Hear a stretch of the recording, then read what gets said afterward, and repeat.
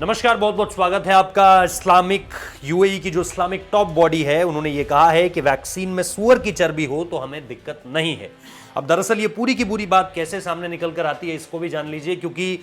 अधिकतर corona vaccine को लेकर के कई तरह के दावे किए जा रहे हैं। ब्राजील के राष्ट्रपति ने अभी अभी ये कहा है कि इसको खाने के बाद इंसान मगरमच्छ भी बन सकता है और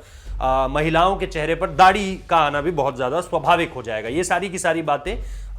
जो है ब्राजील के राष्ट्रपति ने की है। लेकिन इन सारी बातों से इतर एक बयान यह भी सामने निकल कर आ रहा है, जिसपे संयुक्त अरब अमीरात की सर्वोच्च इस्लामिक संस्था यूएई फतवा काउंसिल ने कहा है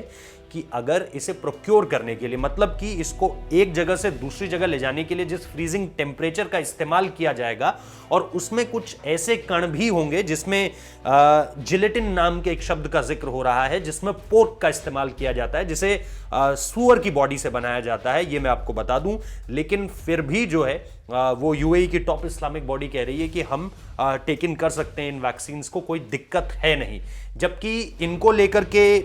जो 3 बड़ी दवाइयां इस वक्त पे सबसे आगे चल रही हैं इस रेस में, जिसमें एस्ट्राजेनेका का नाम है, जिसमें फाइजर का नाम आप लोग बहुत ज़्यादा सुन रहे हैं, क्योंकि जो फाइजर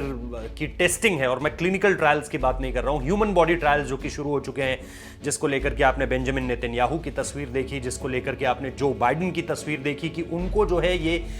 इंजेक्शंस इंजेक्ट हो चुके हैं, मतलब वो वैक्सीनेट हो चुके हैं। और ये ट्रांसफर फाइजर ही हो रही है, क्योंकि चाहे आप यूनाइटेड किंगडम देखिए, चाहे आप मिडिल ईस्ट में देखिए, मिडिल ईस्ट में कई देशों ने, जिसमें सिर्फ इसराइल का जिक्र नहीं है, बल्कि इसराइल के अलावा अगर आप कई मिडिल ईस्ट के गल्फ कंट्रीज को देखें तो वहां पर आपको देखने को मिलेगा कि यहां पर जो है ये वैक्सीनेशन की प्रक्रिया शुरू हो चुकी है, और सिर्फ टॉप लीडर्स में नहीं, बल्कि जो फर्स्ट फेज ऑफ वर्कर्स हैं उन लोगों में भी। अमेरिका में ये चीज शुरू हो चुकी है, कनाडा में ये चीज शुरू हो चुकी है, बहरीन में ये चीज शुरू हो चुकी है, और यूनाइटेड किंगडम ऐसा करने वाला सबसे पहला देश था पूरी दुनिया का। तो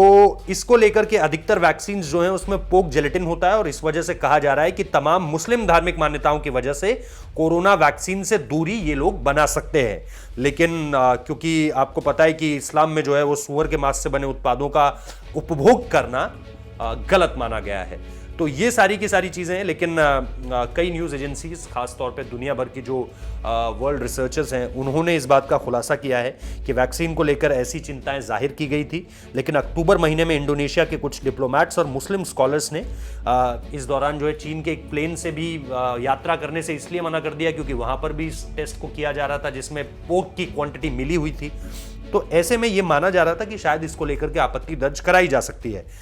लेकिन जैसा मैंने कहा कि कई दवाइयां जो हैं, जिसमें फाइजर है, चाहे मॉडर्ना हो गई या एस्ट्राजेनेका हो गई, इन्होंने कहा है कि कोरोना वैक्सीन में पोर्क उत्पादों का इस्तेमाल नहीं किया जा रहा है।